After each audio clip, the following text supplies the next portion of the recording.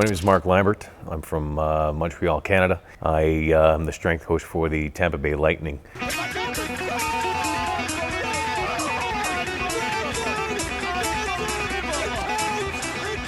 In the in-season, I'm in Florida, and in the off-season, in the summertime, I'm back in Montreal where I have my own business. It's called Acceleration with 2 X's, and we take care of hockey players all year round there. But it's pretty busy in the summer because of the off-season being so busy. Grew up in Montreal as a hockey player, and when I got to college, I was a very small, weak athlete and didn't make my college team. So I lived with a couple of football players who introduced me to training, and got a little stronger, a little bigger, and eventually made the team a year later. So that's how I got involved in the field of strength training, and eventually went on to get my degree, my master's degree, and started training hockey players. Not just hockey players, but being in Canada, I mean, that's pretty much, we have a lot of hockey players, a lot of other sports also, but especially hockey players. I'd say in the early 2000s, maybe late 90s, early 2000s, I read a lot of what Louis Simmons used to write, and I stumbled upon writings by Dave Tate, and that led me to Elite and the website. And when it came the time to buy equipment, you know how it is, there's a lot of companies out there, and you don't know which ones to buy. And what really drove me to Elite was the collegiate rack, but not just the collegiate rack, the isometric attachment to put in it. I thought was brilliant, and I use that quite a bit. In my own facility, I have 2 racks in my own facility, and we have 5 racks down in Tampa, and I use it quite a bit, especially in the off season. But I thought it was a brilliant concept, and not very complicated, not very complex, but something that is very, very useful. We do all of our inertia work in there, and also I bought racks 3 times from Elite, and the customer service that I got was great. And to me, that's important, because a lot of the times with these big companies, you're a number.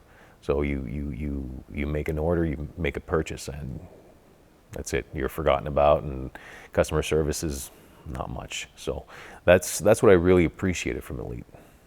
I guess I started being a strength coach in the mid 90s, 96, 97, and so it's been 20 years about. And I used to use big box gyms and rent space and bring my clients there. But only in 2011, so after 15 years, I got the opportunity to get a facility in a rink, in a hockey rink. So I thought that was very practical, being that 100% or 95% of our clientele are hockey players so far. So we started doing that, and since we've been doing that, we linked up with an association, so we train their peewees, their bantams, their midgets. So we see these kids for a duration of 5, 6, 7 years. So it's great to be able to develop an athlete from an early age, let's say 12 years old, to 17, and sometimes, a lot of the time, actually, they stay with us. So there's one athlete of mine, he's in the KHL right now. I've been training him since 2002. So it's almost 15 years, almost 15 summers. Anyway, so it's great to have an impact on someone's career, hopefully have an impact on someone's career, and to see the development year after year. And sometimes when you're an athlete and you move around, you don't always have the same, you don't have the same people around you. What I think is great is when you can have the same people around you. So in this case, I mean, we've been seeing that player since he was 15 years old. It's great to have. To see the evolution of a young kid grow up into a man and into a professional athlete. We're located south of Montreal in Chateauguay. We have another location coming up in the West Island next year, where we'll train a lot of athletes again. But we're getting into a lot of figure skating also these days, and all kinds of other sports. But I'd say that 98% is hockey at the moment anyway. hopefully we'd like to branch it out into other sports, but we're known for hockey, so people come to see us for hockey. In terms of training philosophies, in hockey anyway, you have to keep in mind that there's an in-season and there's an off-season. And unlike other sports such as football, where the athlete has 24 weeks to get ready for the season, we only have 12 on average. 12 weeks is a short off-season, very, very short. So we need to get as much strength back and power back before training camp or for training camp for the season as possible. And over the course of the season, it's very, very different because we have 82 games in, I don't know how many nights, but 28 weeks, whatever that is. So it's a lot of games in a very short period of time. So we don't train very often. Unfortunately, we don't get to train once a week sometimes. And depending on the schedule, because we have a lot of traveling, sometimes we'll have 10 to 14-day road trips. Well, we don't always have access to a nice facility or a nice gym, so we'll have equipment, but very limited. So training in season is the objective, I'd say, is the maintenance, which is hard to keep anyway. And in the off season, then that 12 weeks is of utmost important because you have to gain as much of it back. Now, in terms of the difference between training a younger athlete or a professional athlete, or in the other case, as I said, seeing a kid go from 14 years old to 30 years old and seeing him year after year, you don't always, the philosophy changes in terms of the needs of a 14-year-old. The needs of a 14-year-old are very, very different from the needs of a 27-year-old. So you may use some of the same exercises, but how you do them is different. The objective is very different. For example, a 16-year-old needs to put on a little bit of muscle mass, whereas a 27-year-old doesn't all the time, doesn't always, or theoretically shouldn't anymore, depending on the sport, obviously. But in hockey, the average hockey player is 6'1", 205, roughly. So it's not huge, but needs to be very powerful, pound per pound, and that's what the objective is. So training for hypertrophy, for example, is very different. At a 16-year-old, sure, you do a lot of it, but at 27, 26, 27, 30, not so much. Perhaps during one of those 3 months in the summertime, sure, to get some of that muscle mass back that they lost in season. But it's different. I mean, in terms of needs.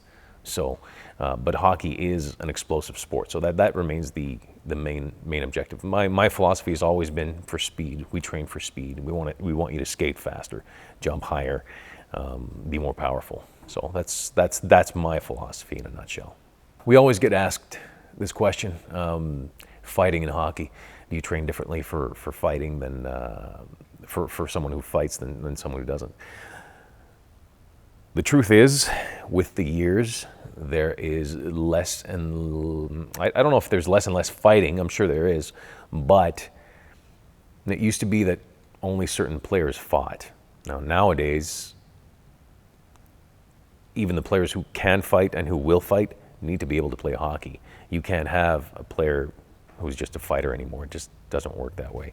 Every player must be able to contribute to the success of the team, not in terms of fighting, but in terms of playing hockey. So I'd say in the late 90s, early 2000s, sure. I mean, I had a few players who I used to train who were enforcers, we used to call them. They still needed to play hockey, but not so much as nowadays. So yeah, there were a few exercises that we used to do. There was a lot more strength involved, like maximum strength involved, a lot more grip strength. But nowadays, not so much, because I mean, those things are important, but they're not the sport. They're not what that player does on a regular basis. So it's not. There's nothing on fighting excess. We don't train for fighting. The other question that we get asked a lot, that I get asked a lot, is if I train goalies differently than players. And the answer is no. I don't necessarily choose different exercises for a goalie than a player. Again, the objectives may be the same. So for example, player X needs more speed, needs to gain a little bit more mass, then he'll do that, which I may not do with a goalie necessarily. If he's 26, 27, he has his muscle mass already.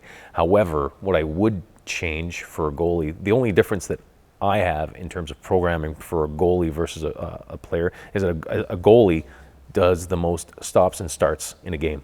So starting strength becomes very important. So we do a lot of inertia squats or from the pins, whatever you want to call that.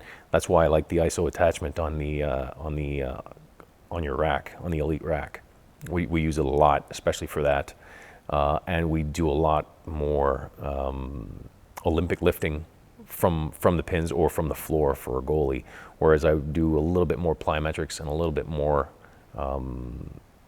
Olympic lifting from the hang with a skater.